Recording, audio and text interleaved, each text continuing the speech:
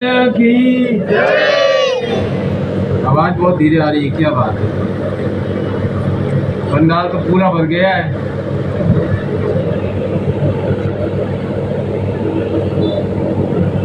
इस अद्भुत महामाया संन्यास महोत्सव में गुरु के इस धाम में आप सभी का बहुत बहुत स्वागत है।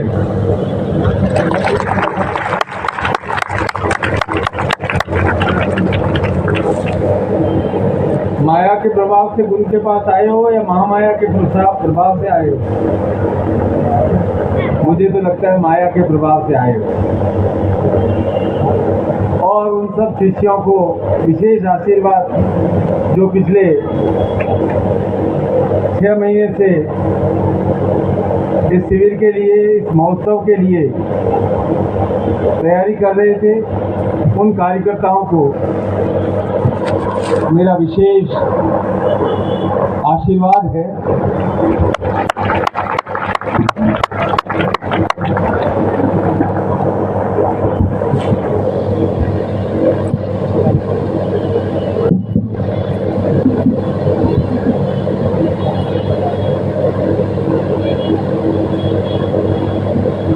देखो भाई, ये क्या है? महोत्सव। महोत्सव अर्थात महाउत्सव। उत्सव तो आप बहुत बार मनाते हैं, अपना जन्मदिन मनाते हैं, कभी कभी पत्नी का भी जन्मदिन मनाते हैं और बच्चों का तो जन्मदिन अवश्य मनाते हैं। और सौभाग्यशाली व्यक्ति होते हैं जो मैरिज एनिवर्सरी भी मनाते हैं। कई लोग 10-15 साल बाद मैरिज एनिवर्सरी भूल जाते हैं, पर मैरिज एनिवर्सरी भी मनानी चाहिए रेगुलर, वह भी एक उत्सव है।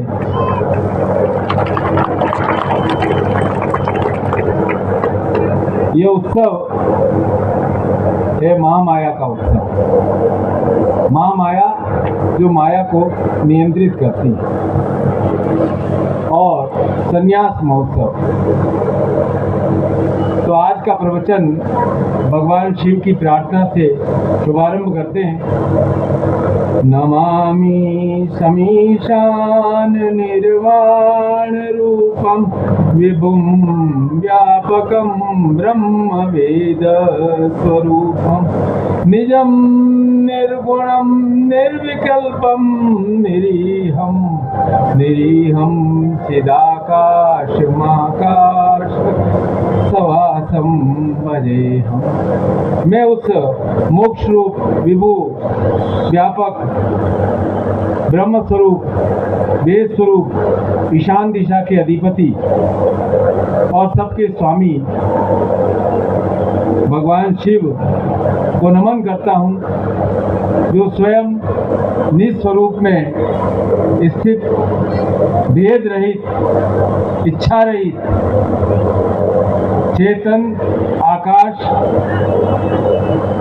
रूप में, सृष्टि में, कण कण में, वायु के प्रत्येक अणु में विद्यमान है। उन भगवान शिव का मैं नमन करता हूँ और आपकी ओर से वंदन करता हूँ कि देवों के देव महादेव की और देवियों की देवी महादेवी की। तो काल पर विजय दिलाने वाले हैं महाकाल। ठीक है भाई।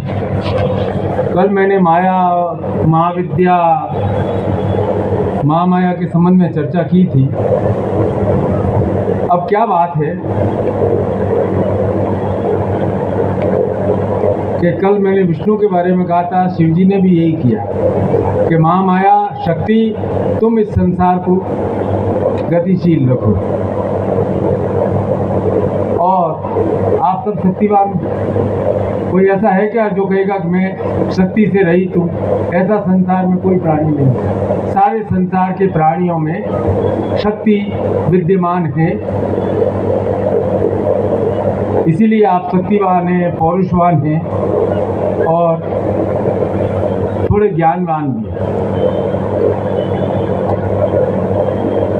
तो दो शक्तियाँ संघर्ष कर रही हैं, महाविद्या और माया। कभी आप महाविद्या की शरण में आते हैं, कभी ज़्यादातर माया की शरण में बंधे रह जाते हैं। और थोड़ा बड़ा होते हैं तो आप समझ लेते हैं कि हम समझदार हो गए हैं, ज्ञानी हो गए। यही है थोड़ा सा अज्ञान है ना, कि अपने आप को समझ लेना कि मैं ज्ञानी हो गया हूँ। इसीलिए शिष्य कभी अहंकार नहीं करता, वह सदैव और सदैव ज्ञान को सीखने का निरंतर और निरंतर प्रयत्न करता रहता है। और गुरु कभी अहंकार नहीं करता, वह भी सदैव शिष्य की तरह निरंतर और निरंतर सीखने वाला बना रहता है।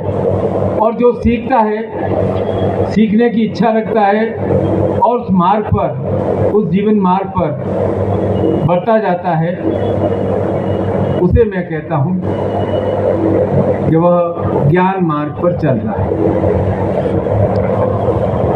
कि ज्ञान कैसा ज्ञान है आप में, कि कोई क्रोध दिलाए तो आपको क्रोध आ जाता है।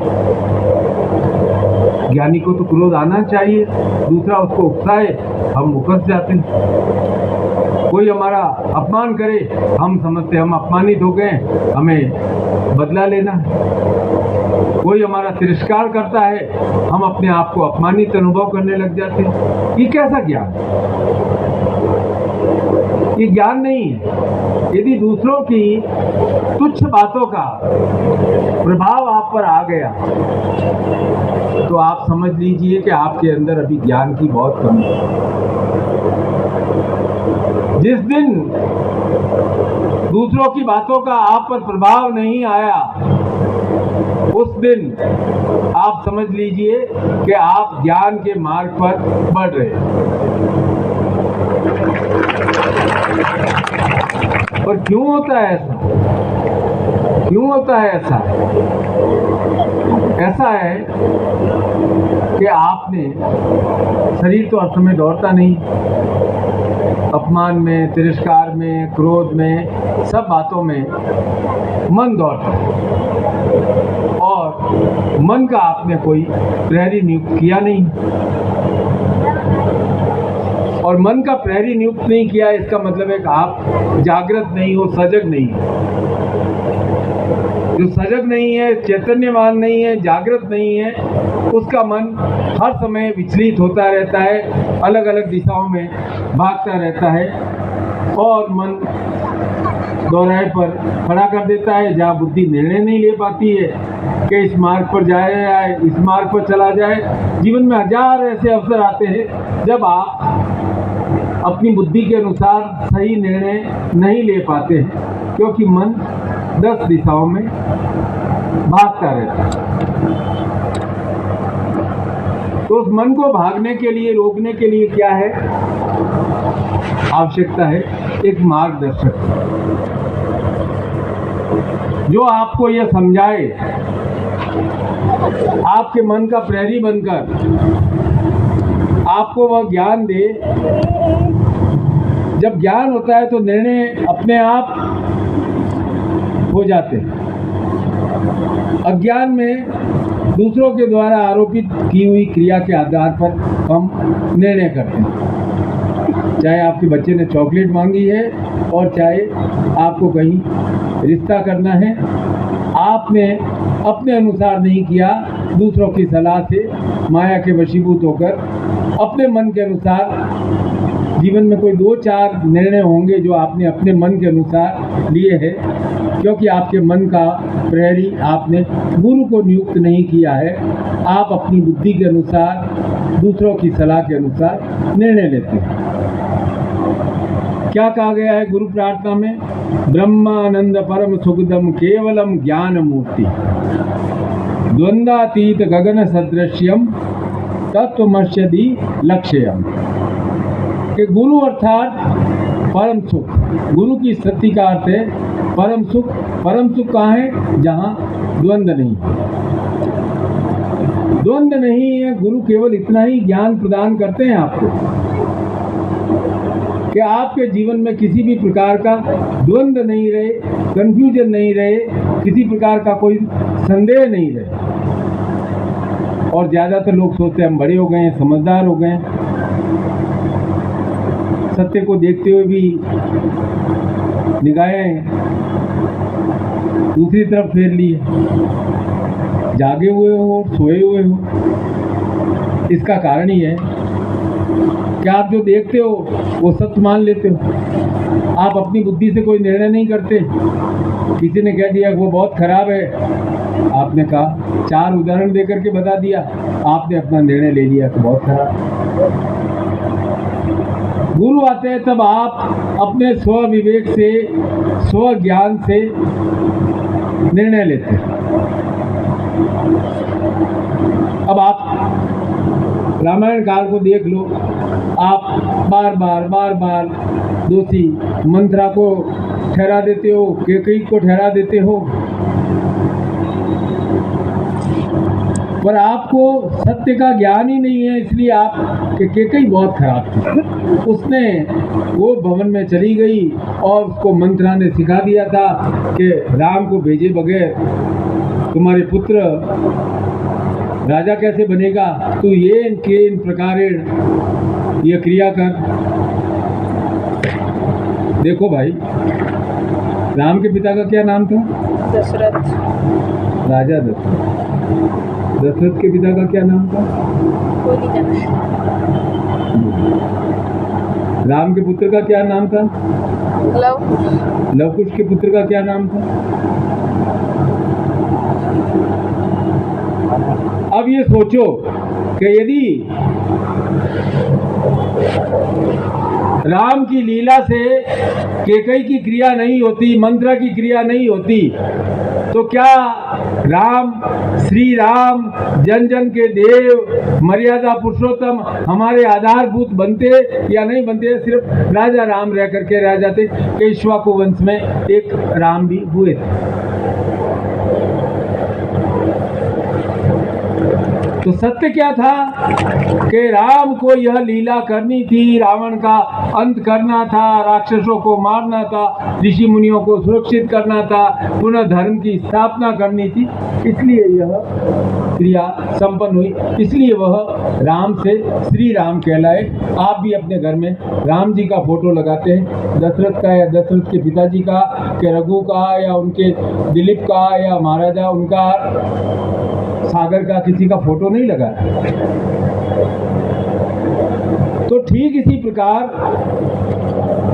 100 में 99 टाइम आप कंफ्यूजन में रहते हैं, उस सत्य के पर्दे के पार क्या वास्तविक स्थिति है उसको देखते नहीं है। तो विपरीत परिस्थितियां, अब आप कहोगे गुरुजी हमारे जीवन में बाधाएं क्यों आती, हमारे जीवन में विपरीत परिस्थितियां क्यों आती है? विपरीत परिस्थितियां आती है राम की तरह आपके देवत्व को निखारने के लिए, आपकी शक्ति को और अधिक विशुद्ध और तेज करने के लिए आपके जीवन में बाधाएं आती है, परेशानी आती है कि ताकि आप और मजबूत होकर उन बाधाओं से निकलो। बाधाएं आती है आपको कोई बड़े प्रयोजन का हिस्सा बनाने के लिए। 25 साल से मैं आ रहा हूँ रायपुर। कभी 5 साधक होते थे, कभी 50 साधक होते थे, कभी 100 साधक होते थे, कभी 20 साधक होते थे। कार्यकर्ताओं ने कार्य किया, बाधाएं आई, उन परिस्थितियों का सामना किया। लोगों ने कहा करे गुरु तो 50 आते, क्या है, क्या देख रखा है। और इस बड़े प्रयोजन में हमें एक सिद्धाश्रम साधक परिवार स्थापित करना है, गुरु का ज्ञान है, निखिल ज्ञान को घर घर फैलाना है। इसलिए उन्होंने कार्य किया और उस कार्य का परिणाम है कि आज यहाँ आप 5000 10,000 बैठे और पूरे छत्तीसगढ़ में स्थान स्थान पर गुरु पूजन संपन्न होता है। सदगुरुदेव की, सदगुरुदेव की, सदगुरुदेव की। ओम हर हर